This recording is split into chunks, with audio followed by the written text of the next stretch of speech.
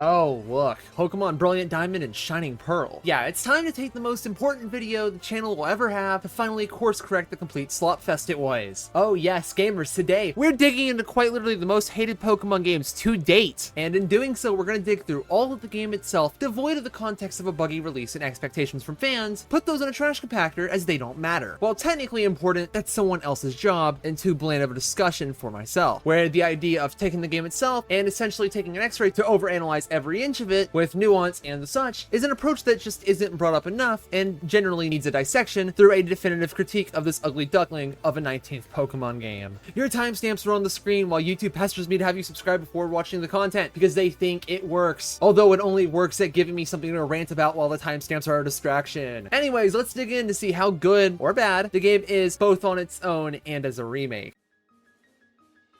And immediately we're off to a bad start, as when we look at the world, Sinnoh has something very malicious brewing instantly. As right out the gates, Sinnoh itself is almost a one-to-one recreation of its original Diamond and Pearl counterpart, but for the sake of the main game, excluding some side content, it is completely unaltered from the DS counterparts. Yes, Platinum is non-canon here, and you better get used to it. For better or for worse, this very expansive region features strengths in side areas alongside actual post-game content. Meanwhile, in terms of fumbling, it's just pretty backtracking heavy, and sadly enough, also suffers from a failed attempt at non-linearity for both being short-lived, progression killing, and the keys being jingled in one of those directions to influence you down that path, only ever being different from the source material when features are taken into consideration. So while the play space is mostly the same, moving through it is absolutely not. On one hand, being free from grid-based movement seems like a positive, as you can run around very freely while being able to knock out 2 tiles with a single input. That is good, although the world's corners catch you like glue sometimes. But we have a legacy returning feature back from the Gen 6 games where you get to use the D-pad to move around the grid, and it's not good at all. Forget the in-game cutscene type movement feeling forced and looking bad. Pressing around to move is rough. One step in a direction, not even being a full tile, more than a tile when ledges get involved, or even worse with the bike being 2 full tiles and never one, making simple and slow movement quite literally impossible. Obviously made worse when you can't cut corners with it, made even worse when that overshot distance can and will be a detriment, which is sadly 100% useless as a feature when holding any angle through the left stick can actually stop you from hopping down said ledges, with your omnidirectional movement only suffering from the wall hitboxes feeling too far out. The D-pad movement just doesn't need to exist because it doesn't do anything unique and is worse on top. And when we move on to the bike, it's a bit of a train wreck. Look, doing circles is fine, and the movement is kind of tight. However, going up and down to hatch your eggs or whatever is terrible, as sometimes it's not even consistent. If you go from one direction to another, sometimes you'll just lose every ounce of speed you get turning around, regardless of the direction. So straight lines are bad, but also sometimes it'll drag you out into a completely different line. There's essentially never a reason to ever use the D-pad, especially on the bike. Well, on the bright side, we don't need to gather some speed to go up slopes anymore. There's at least one good. But honestly, I have no clue how the movement is this sloppy when Oras got it right so long ago. Well, at least the bike's got multiple color options going for it. That's something. Keeping the negatives rolling, backtracking is still a region-wide issue. Still stuck running or flying back and forth between the areas, being blatant time waste because the story events just aren't in convenient locations. In fact, quite the opposite. For a refresher, we counted 12 backtracking trips plus an additional 3 for when you want to get the national decks. Thankfully though, HMs have been improved to help lessen the blow of everything else that we just witnessed. In a post-Gen 7 world, HMs as a progression tool tied to mons is not a thing, only now being a progression tool alone, meaning the team building shackles are off, throw on whatever attacks you want, and you can go anywhere without consequences. Boxing the wrong mon won't force unnecessary backtracking trips anymore, and this is great. The acquiring method is essentially the same. Find the now TM in the overworld and get the respective gym badge. There you go. Now you can use it. Defog is relevant because the fog is obscenely deep now, being extremely difficult to see through. Always accessible fast travel speaks for itself, and multiple uses of something like Rock Smash doesn't require you to see the irrelevant mon every single time you use it, now just the first time. Yeah, somehow with the HMs, they managed to make the entire system convenient. Well, almost, but to take a complete negative of a system and removing just about every downside. We would definitely call that a bit of a redemption arc, at least giving us some form of positive before the actual gameplay is even brought up.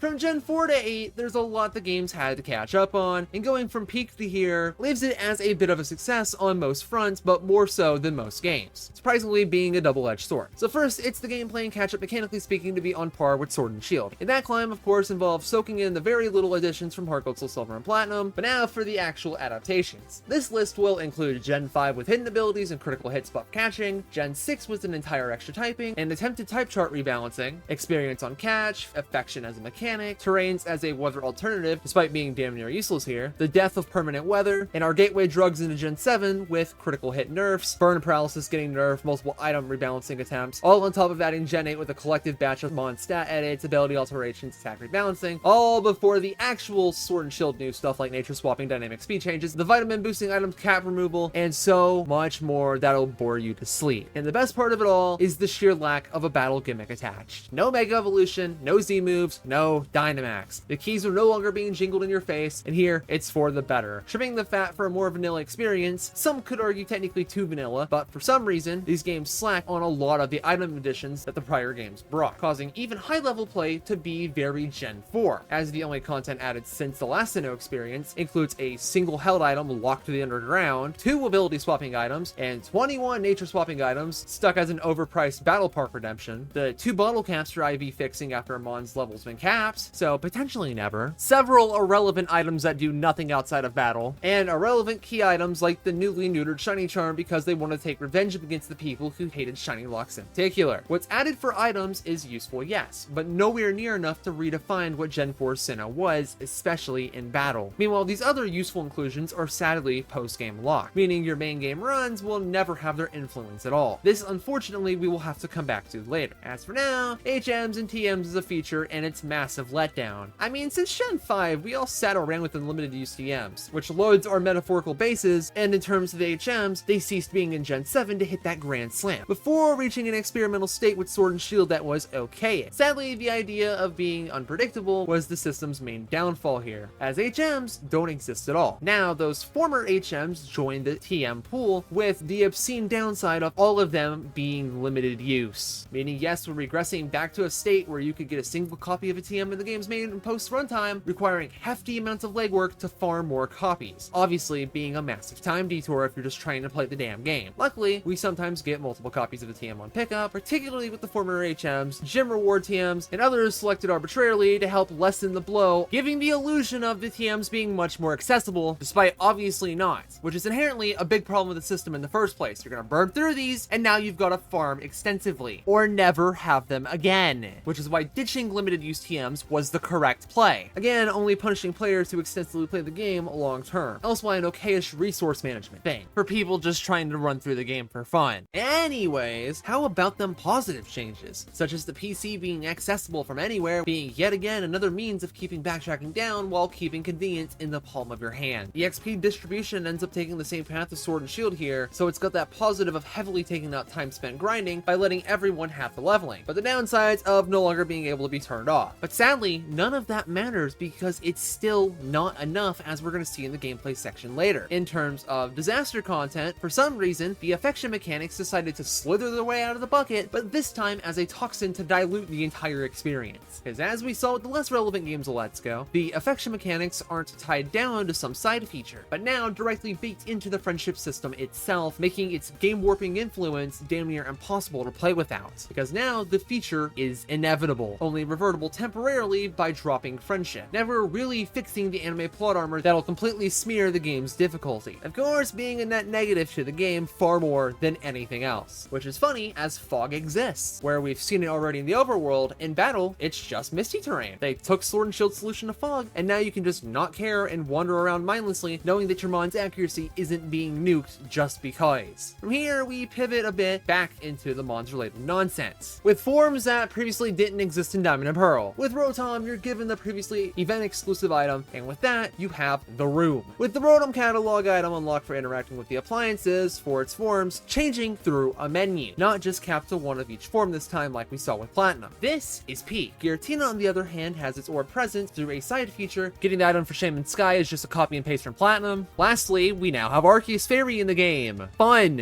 In terms of evolution since Gen 4, Melodic and Glaceon both lose an entire evolution method, courtesy of the game's lacking string of post-Diamond and Pearl items. Meanwhile, Sword and Shield's newly Stone Evoed friends with Leafeon and Magnezone, leaving their location-based evolution status as options at the door. And no, Probopass isn't allowed to have the special treatment. Thank you, Dexit. Very cool. Which leaves us with shiny Pokemon mechanics. And here, we just don't care about the odds drop from Gen 4 to 6. Who cares? That's nothing important. Unlike, for some reason, nerfing the shiny charm to no longer work on wild encounters being the biggest reason to have it in the first place. Essentially leaving it as egg only. That's our mechanical back-end with BDSP. Funnily enough, it's mostly good. The issue is just how deep the cuts of forced affection in the game's EXP system not being enough, sadly, bleed through the entire experience. But primarily the main game, which of course we are pivoting into right now.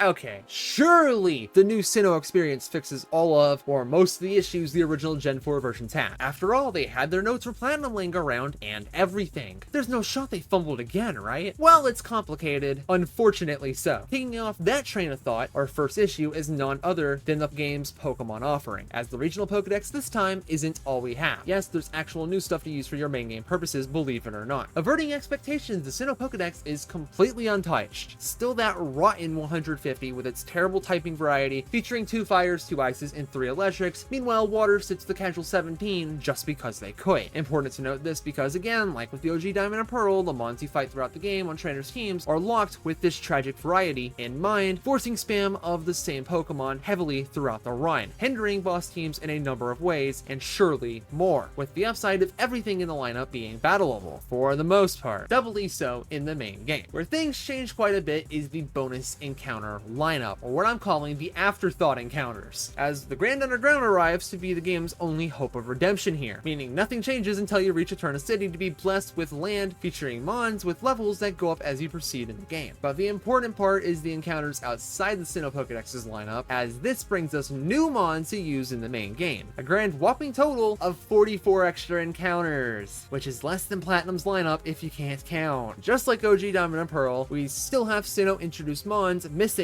from their native region, meaning, oh fun, 194 encounters, but oh wait, we haven't even gotten to the kicker yet, because you forget that BDSP are such half-assed games, so much to the point that there would be issues with getting all these mons during the main game, because yes, the one-to-one recreation of the world strikes back, as entire evolutionary items for some of these mons are post-game locked. It's thankfully a small lineup of 3, but how this neglect ever got through in the first place is a crime. One that may as well write these mons off your list of ever using them at all. Granted, you don't use PLA for its one useful niche of cheating these evolutions, you filthy Pokemon home user. Now, for those counting at home, congrats. This gives us at least 5 electrics and ices, so there's at least some variety. Not that that's gonna fix up the boss trainer issues. Good lord, at this point, they may as well not even bother fixing it at all. But, the problem is they actually did fix the playable lineup, as it doesn't even stop yet. And unfortunately, unless you're abusing Pokemon Home, you'll never realistically be able to play into it for the main game, because getting these encounters require you to complete the Sinnoh Pokedex just as you'd unlock the post-game prior. But here, not really, with the catch of reaping those rewards sooner. Completing the dex in this manner will open up the expanded encounter pools from the various features, importantly cranking up our number to something above 400. No, I'm not counting it, the lineup's a mess, and I don't get paid enough for that.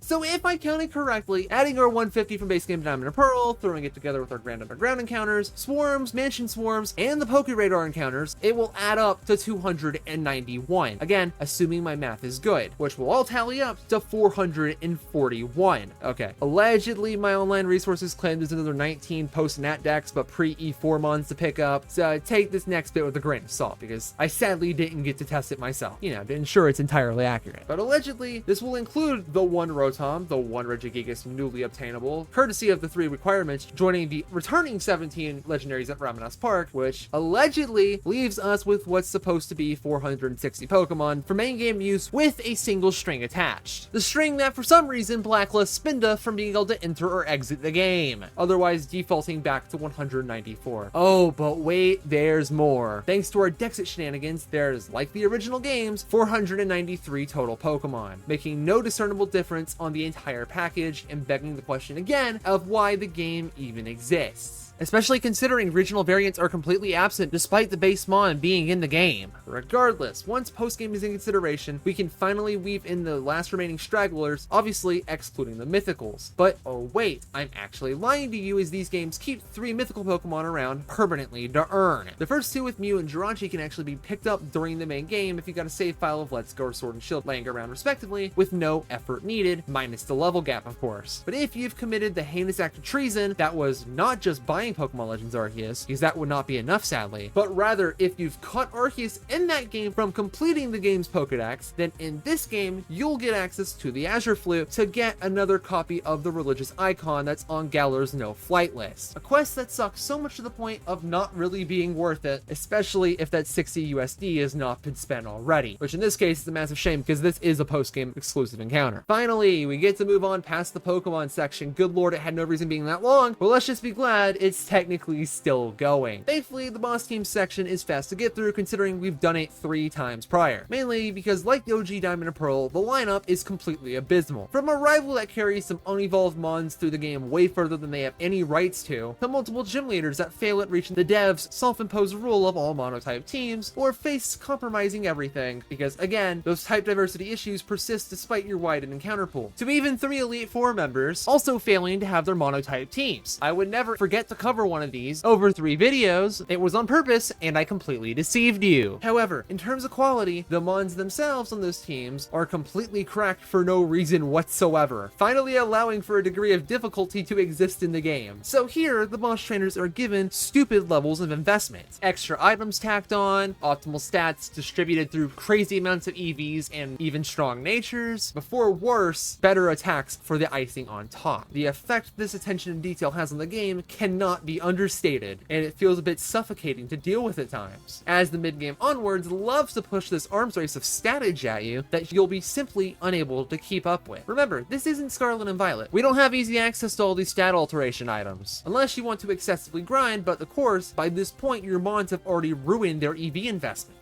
By tacking on an item drought, and the arms race just becomes a matter of item spam and obviously level grind, something that is on paper objectively good and harder difficulty, making the experience less mind-numbing, until sadly it dies. So while your mons flop around like the Magikarp in Lake Valor, Bertha's Golem just ends up being the fastest life form for no reason, among other seemingly unfair or at least unfun power creep you couldn't hope to match. Your only hope of keeping up sadly is that forced affection friendship nonsense, so it's super RNG dependent and unfun just because the tools aren't handed reasonably at all. The level curve somehow finds a way to make grinding even worse of an option than the OG games did. On paper, you'd expect the Gen 8 EXP system to just up and away every flaw with the Diamond and Pearl experience system. I mean, think about it, every mon in your party gets EXP now, so now you're using a team of more than 2 mons. That's revolutionary. Well, the issue is the fact the original level curve is capped 99.4% intact across the trainers in the game. So, because the EXP system punishes you with less XP whenever you overlevel your foe, in this case it will be against the underleveled trainers trying to properly pace yourself for the gym leaders with their obvious level jumps, giving us a different type of annoying grind the original games couldn't have. If the level stagnation in the originals didn't already die at that slop of a section gyms 3 and 4 were, because they came to a screeching halt level progression wise, try getting even less there, which sadly leaves the gym leaders a bit unreasonable to grind for. Unironically, I can't believe I'm saying this, but this is a rare case of a game that actually would have benefited from the Gen 6 EXP system, which would have came damn near close to fixing all these problems, you know, minus that awful freedom of choice nonsense the mid-game has that only makes the experience worse. That slash in EXP for being higher leveled actively nukes your ability to keep up further than the stat issue did, because now you've just got to forfeit so much of that XP you need for the Pokemon League run, because yes, the Elite Four level lettering nonsense is steep through here still, and Victory Road grinding is sadly not going to fix that. Your only real out is to battle every trainer in the game as you go. Yes, the optional ones because the main game's offering had so little care and quantity put into it. But anyways, level mapping for progression purposes. You're still expected to deal with Rourke's Peak of 14, still expecting Gardenia's jump to 22, just for Jupiter in the next rival fight to fail to surpass her because level stagnation is hype, said no one ever. Deal with the freedom of choice that limits multiple routes and gyms 3 and 4 from being able to progress, still capped at 30 each, where of course Fantina is still stuck at 36 with no lessons from Platinum lesson learned. Yes, that game was truly a fever dream. Byron's still to 39, Candace still to 42, alongside whatever the late game has going on before Volkner's 49 cap, right before you forfeit your next day off grinding for that 66 finish because of a 13 level gap upon the final 5 trainers is not and never was okay. Surprise, the level curve is still terrible, but wait, I just pulled a number out of my rear suggesting that some battles were actually changed. Congrats on paying attention. As for the game's mandatory fights, I still don't get paid enough to scuttle through all the optionals, but I'll stand by it this time, had been altered. Yes, the Pastoria rival, Canalave rival, the rival's team in the admin tag battle, and the final rival fight have adjusted leveling. That way level regression wasn't so front and center despite ignoring the non-evolutions that needed to change. And in terms of later battles, making him slightly more useful, and in the last battle specifically, at least giving us a single Pokemon that overlevels any of the Elite Four Pokemon to make that horrible level jump seem less out of nowhere. That's it. The main experience is still Slop and Frankenstein together in a way that team-wide EXP shared cannot fix. Only soften the blow of. Regardless, opening up the full post-game still requires a complete Sinnoh Dex, so even if the EXP curve didn't encourage battling every trainer, this one sure as hell will. Last thing you want is to miss the random generic trainers that hold the game's only copy of a Pokemon just to be locked out of the post-game. No guys, it's a good thing that Drifloon is only battleable as a wild encounter on a Friday, or on a trainer team that requires you to fail basic math, as the only other option that is permanently missable. Oh wait, failing simple math is what Pokemon's target audience already does. Well, at least they know what they're aiming for. Okay, surely the main experience sucks, but they'll at least make up for it with the side content, right? I mean, this is a $60 game. The excitement has to be somewhere, right?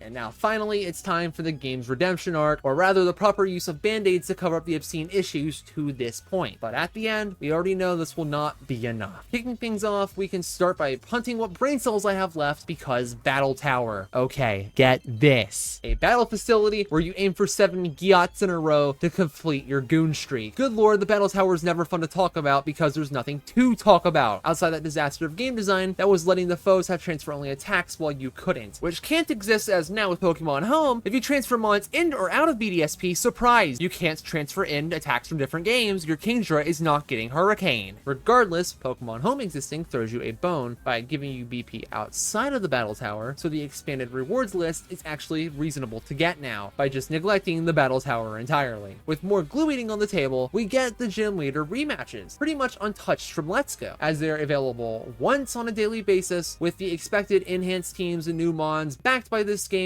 make every boss team broken philosophy, making for some damn fine endgame content. But why stop there when the same gooder teams also apply to the Elite Four as well, making for excellent endgame content, but even more in this case, since now, sure, the teams are still cracked beyond belief, the challenge being high no longer matters as such because there's no post-game you can't access if it's too hard to handle. Well, if we ignore the second round of improvements the Elite Four gets, that is, making there far more to do in that end game. Even if 2 of the improved trainers in question will actually exacerbate the issue of them not having monotype teams, Volkner cutting out on the amount of problems on his team, and Aaron making his problem even worse. The stocks are surely going down in protest, even if the teams become better as a result. Even the Rivals weekend rematch teams will hop on with this trend as well. Oh, and the VS Seekers here too, just to further upon our rebattling needs with better regular trainers to tow. With catching mons, once again we have our dumb real-life timed events with honey trees, daily swarms, because of course, this time poking out of the grass for no reason at all, since contact encounters don't even exist in the overworld. Alongside the daily mansion swarms giving you new encounters, the Safari Zone is still the Safari Zone, limited balls and potentially flaying encounters with more in the post game, and Swamp Tiles. The Poke Radar is still here to chain encounters and find rare ones, but finally we reached the game's big thing with the Grand Underground. Yes, finally the big standout feature that defines the game in a way much greater than it probably should. So what's so grandiose about it to warrant the longer name? Well, to start, a completely revamped map. Contained in it, we have the Pokemon hideaways. After all, this right here is why you're pulling up. Of course, featuring overworld encounters, nerfed since release with smaller hitboxes, throwing many Pokemon, including some previously stupid mons to get, to be far easier to snag, alongside those extra 44 mons. And that massive Natdex lineup to tag along. And now I realized it would have been a good idea to count them separately from the other post-game encounters, but whoopsies. While that's a massive W in itself, everything else isn't as good. Digging for treasures still here, but the lack of a traditional touchscreen terrain makes moving around beyond inconvenience. And the social features really have been completely gutted. No traps or real decorations to play with, only really leave the new Diglett thing to get better odds on mons and digging as the only means of socializing. And as for the secret bases, Lamau. No progression loop, no fun, no nothing. Here you can place statues that you dug up in your base for decoration. But yeah, this is bad. The only saving grace here is that the statues can influence the encounter rates on the underground encounterable mons. That's it. This is embarrassing to say the least, and the fact that the only 2 remaining W's to mention here is online play. Yeah, good joke. But now there's actual random NPCs down here, meaning you can get some progress on your Spirit Team encounter just in case you actually want it, now completely obtainable without needing other players. This section of the game is pure brain rot, just being mind-numbing food. And the worst part of it is the fact that it's mandatory to partake in our next feature with Ramanas Park, which killed off the Pal Park of times past. This is another location to encounter mons, but to even have access to them, you gotta get super lucky in the underground for items to exchange for the tools that enable the encounters to appear in the first place. This is how the underground beats your focus to a pulp, through rare items that combo into legendaries that are of course really hard to catch to make the luck even worse than it just was. But yeah, legendary Pokemon, and you can earn more statues on the side. Outside of things you can get, we have a neat little boss battle with a Giratina to partake in to earn the Griseous Orb as mentioned way before, being the smallest of differences among the everything else here. Look man, this feature just sucks because of the underground grind, else why it's fine. And that's it for Pokemon battling and catching content. Just wow, a metric load that feels like it just never ends. Moving on, we have yet another gutted feature with contests. So instead of well planned out showcasing dancing and knowledge-based gameplay, we have, as I said it last time, Donkey Konga, but it uses a single button instead to really kill your brain power. Oh yeah, and you can also bring a single attack to use to make it look less insulting by having at least something else in the gameplay loop. The contests are just alien now. It's basically just like having somebody spit down your throat. Contest stats are still around because Poffin's gotta find their use somewhere, obviously to level them to give your contest performance an edge. They're still gotten from that goofy looking left stick moving minigame, a case where the touchscreen being gone actually feels good. In terms of getting the match to the Poffin making, berry growing got nerfed. Gee, what a shocker. So while the real life timer through planting is still a thing, the difference is the mulch addition that Diamond and Pearl themselves made is for some reason put down. So the near nothing depth of the feature is no longer near, while actually a feature in the original we never covered because use cases don't really exist. We have groups, which basically just lets you share swarms among a crew of people, or more importantly, hosting private lobbies faster for something like the Grand Underground. That's it, we'll never talk about it again. The Amity Square also tries to speedrun itself to irrelevancy. It's still a boxed off area to have a Pokemon follow you in. It loses value as after a single trip here, you'll unlock the feature that lets the Pokemon follow you in the overworld, bringing back the feature that made Heart Gold to Silver the only 10 out of 10 game to ever exist. But here, it's really funny. First off, we have earnable berries based off of nature. Who cares? Because that's not the important part. The mons themselves are just really silly. From a low like shrinking your epic legendaries down to shrimp size, or the crazy high of turning Ekans into a Roomba. Why the hell does the snake just slide around? This is awesome. Everything about this is embarrassing and mostly pointless, even featuring some potential body blocking, but it at least has great meme potential. Oh boy, the game corner has been shut down. Rest in piss gambling, only I will miss you. Replacing it, we get a building that enables trainer customization. The outfits are stuck in single pieces, so at least they match and look decently well. But yeah, no mixing and matching. Mommy is not letting you dress yourself for school today to make a complete fool of yourself. Although the game is making a fool of itself with the new Pokédge. Minus a few apps being removed for a new one, the big fumble here is just the simple lack of a DS touchscreen. Not only making the Pokédge itself obstructive, but having to point around with this useless finger is just slow. Hope to God you never needed to click defog. Oh yeah, and more platinum erasures present as it's only one button again. But with the inconveniences aside, it's still a useful all-encompassing feature ripe with potential that you'll never use. Finally, another improved feature, but that's only dependent on your visual preferences between 2D and 3D. This is the ball capsules. Now gotten drastically earlier in the game, the additional customization flair that you get to make is back, this time with front and back facing effects alongside generally greater seal variety to boot. And now it's even on the main game's pause screen just because, making it accessible. For small replayability boosters, hyper training is here, and again, only usable level 100 to boost IVs on capped mons, so you'll never use it. Unlike the newly buffed move reminder, which still costs a heart scale to get attacks back, but this time you can earn the ability to reach the attacks for free, being a massive one-up for long-term use. Next is hardly a feature, but it still exists, as on certain days of the year, special bonuses are granted to make life easier or harder depending on the POV, either granting faster egg hatching times or a higher encounter rate. Regardless, you will never notice it at all, I'm sure. In terms of communication features, the Union Room can actually be unlocked to be used in most places after accessing it once, now granted from a single button press. But because the Pokemon Company just loves their abysmal business practices, the GTS is just gone, now replaced with Wonder Trading, sadly locked to the building, with your normal 1-for-1 random trade with a stranger on the internet to get a wide variety of mons that is just handicapped because it only works with BDSP, excluding Sword and Shield entirely, meaning you're getting a lot of the same early game mons that you would otherwise get just from playing. Another returning inclusion is autosave, which you're just turning off immediately. I can and will judge you for keeping it on just to save through forgetting. Finally, leaving us with the save data backup. Look man, I just folded from misinformation when things didn't work like it was supposed to, and it looked awful for a video that blew up unnecessarily. So did I learn from that? Like, I learned how its autosaving works to a T, right? Nope, I just saw how easily forcible it is, courtesy of using those communication features or through using Pokemon Home, essentially making a save state to obviously be activated whenever you need it, hoping to whatever god you pray to that it doesn't just auto-update. So yeah, that's our feature lineup with BDSP. The quality is found in the non-battle tower battling sections and Pokemon lineup shenanigans, falling hard in the section of tedium, feature ruining, or just removal. It's a shame, as the game basically is just coin flips for features, which makes it pretty questionable in quality, but it's still good. Just not that massive redemption arc you were hoping for.